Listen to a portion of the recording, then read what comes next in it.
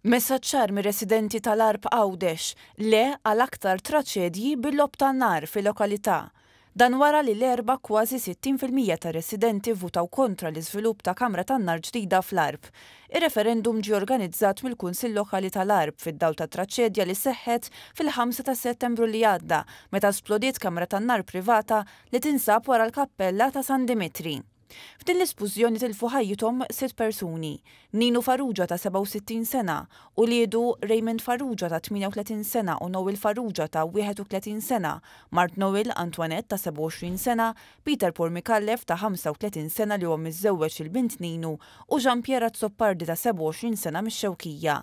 Fl-istess ħin li seħħet it-traċedja quddiem il-mepa waslet applikazzjoni biex tinbena kamra tan-nar oħra fl-Arb. L-2010 titqies bħala l-arsena f'dak li għandu x'jaqsam ma' traċedji pirotekniċi, 10 vittmi f'4 splużjonijiet, 6 biss fit-traċedja tal-Arb.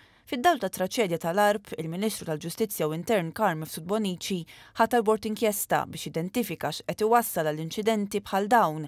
Filwaqt li mir-rapport il-Ministru qed jistenna li jsiru rakkomandazzjonijiet biex tissaħħaħ is-sigurtà fil-kmamar tan-nar, il-bord inkjesta għandu jeżamina wkoll kampjuni tal-materjal użat mill-kmamar tan-nar, kif ukoll kwalunkwe dokument, rapport jew rakkomandazzjonijiet li fihom informazzjoni dwar il-materjal użat fil-manifattura tal-lob tan-nar u l-prattiċi u l-proċeduri relatati mat-taħlit tal-materjal użat fil-kmamar tan-nar. Sal-lum kważi 14 ġimgħa wara l-isplużjoni fl-Arb qatt ma kien hemm ebda żviluppi mill-bord tal-inkjesta.